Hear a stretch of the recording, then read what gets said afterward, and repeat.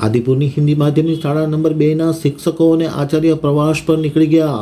શાળાને અલીગઢના તાળા લગાવીને પ્રવાસ પર નીકળી જતા 225 જેટલા વિદ્યાર્થીઓનું શિક્ષણ કાર્ય બગડ્યું।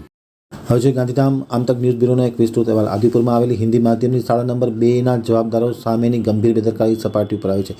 54 વિદ્યાર્થીઓ સાથે આચાર્ય સહિતના તમામ શિક્ષકો પ્રવાસમાં નીકળી જતા શાળા બંધ રહી હતી।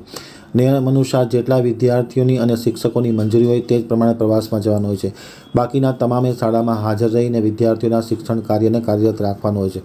પરંતુ અહીં આદિપુરમાં આવેલી હિન્દી માધ્યમની શાળા નંબર 2માં ઉલટી ગંગા જોવા મળી હતી। વિદ્યાર્થીઓ સાથે શાળાના આચાર્ય સહિત તમામ શિક્ષકો એક સાથે પ્રવાસમાં જતા રહ્યા અને શાળા બંધ કરી દીધી હતી। પરિણામે લગભગ 225 વિદ્યાર્થીઓ શિક્ષણથી વંચિત રહી ગયા હતા।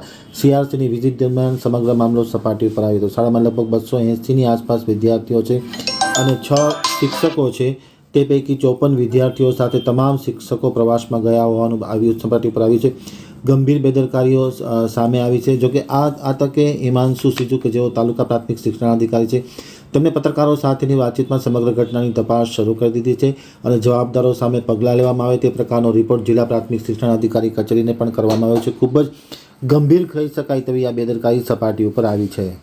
હવે ગઈકાલે જ મને CRC દ્વારા સમાચાર મળ્યા હતા કે પ્રવાસમાં અમારા શિક્ષણ વિભાગે જ મંજૂરી આપી પ્રવાસમાં જવાની 54 વિદ્યાર્થીઓ અને 3 શિક્ષકોની, પણ સંપૂર્ણ શાળા બંધ હતી એ બાબતે મને CRC જાણ કરતાં અમારું શિક્ષણ તંત્ર હરકતમાં આવી ગયું છે અને અમે જરૂરી પગલાં 110% લેશું અને જિલ્લા કક્ષાએ પણ અમે એની ગંભીર નોંધ લઈ અને ત્યાં જિલ્લા કક્ષાએ અમે જાણ કરશું।